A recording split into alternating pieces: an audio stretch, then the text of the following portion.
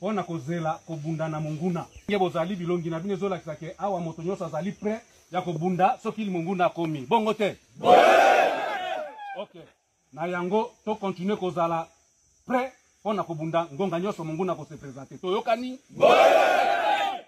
OK namoni ya mingi ya kolobezali te namoni nenge bozali prêt alors na lingi soda nyoso azala prêt à garder discipline na ye ndenge toyokana kina bino toyokani. Allez, bonjour les amis, lelo c'est dimanche, hein? Dimanche le 18. Bon, là, je commence par vous dire un bon dimanche, très bon dimanche à tous. Bon, bazan et ba église, très bon dimanche pour tout le monde. Dossier nazanango d'abord lelo, pour pesinga kanda makasi, pesinga méchant makasi. Ils ont dit dossier il y a Union africaine. Il y a monsieur le président de Togo. Il y a une manœuvre dans le balingi. Mais ne sachant pas que biso Congo mobimba, peuple mobimba. Tout ça c'est un accord. Il y a États-Unis d'Amérique, na Washington. Au biso déjà que non, ce qui Amérique, parce que je vous avais donné le programme. Le programme est maintenu tel que ça a toujours été. Donc vers le 20, le 21, tu as déjà, dans les États-Unis d'Amérique, donc ministre des Affaires étrangères, il y a Brazza et il y a Rwanda, na ministre des Affaires étrangères, il y a Congo, ils vont signer un accord. Na moi, vers le 20, le 20 quelques. Alors, ça s'appelle, Nabiso politicien, ça s'appelle un pré-accord. Le pré-accord a été signé par les ministres. Alors, programme est ça quand on. Alors, mes très chers amis, tous un dossier yami balé il faut na koko bossa na te ko ibsabino po bolokaka oh you no moi briefing ya lelo dimanche na écoute église. Maintenant programme est ça ezandeni. Paul Kagame aza ko continuer ba manœuvre na ye en attendant accord de paix à Washington. Nandengeni. Sobomoni déjà président togolais Union africaine bazo kota makamdi. Est-ce que vous avez déjà Union africaine ba condamné M23 ba condamné bituma M23 bazo linga ba créer moi ba biloko moko boye moi ba nani négociation ya ba pro Kagame na ba pro Tshisekedi ba yebandeni ba ko sala fachi na lobi na boye yoka na yebi ko landa nga makasi kokota ba biloko wana te yo déjà na programme déjà ya kuna ya nini il y a États-Unis d'Amérique, il y a un accord autosokozela, monde mobile, il y a accord, il y a accord économique qui a signé partenariat privilégié entre la RDC et États-Unis d'Amérique. Alors, coup de chapeau pour les États-Unis d'Amérique parce que qui déjà que passé à Sengomakas. Naïb Sabino, na pour bénéficier pour boyebi que non, artiste souffre ailleurs on a une information fiable et puis sûre. Nga lo babilo kwa biloba lobate. 12 avions, il y a F-22. F-22. Dans le lobby, 12 avions de chasse. F-22. Et Pessamina, Congo déjà, et ça déjà na Katamboka Oyo. Et ça pour contrecarrer toute tentative ya bitumba contre la RDC. Parce que l'Amérique a yebisi, nani Oyo, Paul Kagame. Paul Kagame, toi, il y a manœuvre na yo. Soit copie, il y a accord de paix. Bah, je peux copier accord de paix, bah, si tu sais qui dit. Bah, le que les 16, les 15, les 16, il y a juin, il y a mois, il y a 6e mois. Na Washington, monde du mobimbe kotala, bah, témoin, bah, ko vanda. Wana déjà, Paul Kagame na ngambu, nanyo yo, Tshisekedi na ngambu. Côté Moussousou, Donald Trump a vendu na ngambu. Ye en tant que zali wana zako, piloté ba makambu. Et kozala ba Union africaine, ba SADC, ba invité spécial, ba kozala wana, et kozala monde du mobimba tokota l'événement, il y a accord de paix entre Tshisekedi na Paul Kagame, c'est-à-dire, Paul Kagame, okonyata lisusu na Congo te bato est ba kokufa lisusu te. Alors, bandeko balandi, je vous dis ceci. Il faut voyer que Elo Kwango ezali forcing ya États-Unis yo Paul Kagame yaka olinga te oko signer signer accord de paix.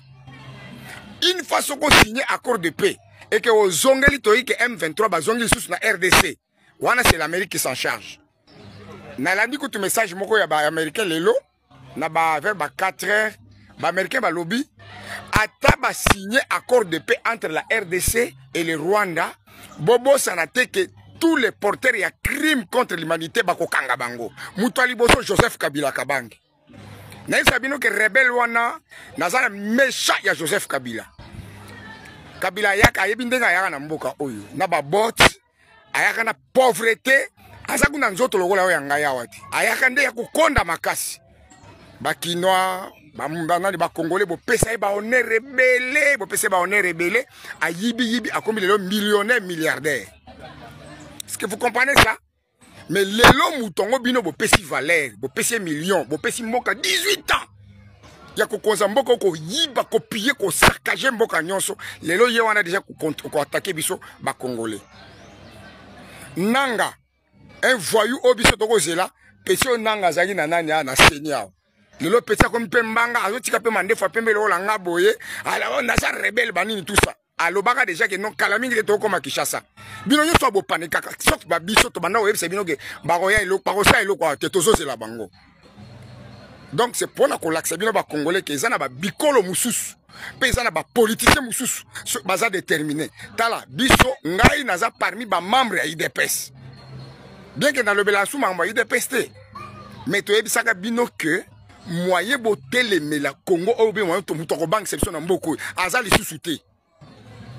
Lelo nangaye bolobi ke bozo ouvira lelo bazo avancer te parce que FRDC wazashu wazalendo partout au tchétché mitambu partout au bloqué côté nyonso bazo avancer te awa batu nyonso bomo zela deal oyo ya États-Unis d'Amérique oyo bako signer kala mingi te donc kala trop te awa. Mes très chers amis, so bomoni na telemi bona lobby makambu oyo ezande ke bozala éveillé. Bozala tellement éveillé. Nous avons déjà plus de 87 nani. Preuve. Il y a FRDC. Oyo la qui s'aba criminel sur Joseph Kabila Namboka oyo pendant et après son pouvoir. Ça malukonde bosala ba jeu wanati. Toko sepelate na zape na sangu mususu na kopesa bino o na yoki ya Vital Kamerhe. Ba député. Oyebi que vraiment ba député bino vraiment tala. Comme député et bangisi netingaboui mutoko la ngai usufu boyebi très bien go bangisanga te député za mutumoko ba lokoti atanga te tamsoko kosa pe ba mikanda ba dossier lokuta ba poni titi ba sali ba cop ne ba tie député to tindi yo kuna député za pa o lobelande mboka. Tu vois comment on est en train d'agresser la RDC. Mais na yo ki déjà que mbongo etamboli makasi na Assemblée nationale o caméra za na kati ko pesa bino ba député. Message à l'élo, beau transmettre en go partout. Nazana pas ça comme on a battu. Donc, aux yeux message, au liker, au s'abonner. Hein? Au liker, au s'abonner. Et puis, aux yeux en go partager na battu. Nazana pas ça comme on a battu. Partage ma casse. Il y a message on a opé ça pour na battu député. Ba député, mitou na bine zo sa te. Tango bo mbongo, bo lie mbongo. Mais soit mbongo, lie mbongo, mais boya ko sa makamazolo ba wana. Bon, comment ça la ba je boy? Pour pas la immunité à ma tata ponyo. Vous ne voulez pas libérer bino ba député. Hein?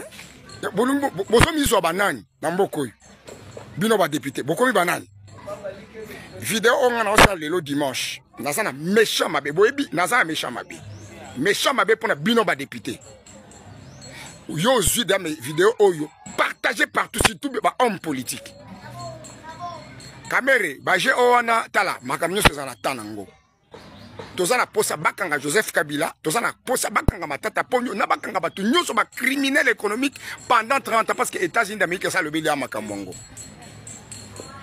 Coup de chapeau pour na bawazalendo na yoki que non, ba ça na est makasi. Ba ça sur terrain bazo travailler avec beaucoup d'efficacité. Bana Congo botelema. Conscience et sala. Na lobi lelo dimanche, conscience bino et sala. Paul Kagame ba manœuvre na bango nyonso wana lelo botika na sexe na bino na yo kinani oyo parmi les chefs ba rebelle ya Rwanda a tweeté lelo na tongo pe na ba 5h na landi alobi ke oh nani depuis qu'a envoyé spécial ya Trump ya américain akoma lokola garde corps ya Tshisekedi Massad Bolos America lobby yo lokolo za envoyé spécial na grand na régional nyonso ya Afrique kendo vanda na Congo pour la sécurité parce que Tshisekedi a aussi raté coup d'état makasi na ba français mais et ça limité. Abonnez-vous, c'est l'artiste Soufou Kalonji Obino Boyebi ya politique na koyebi c'est bien pe ba mamebele ba information be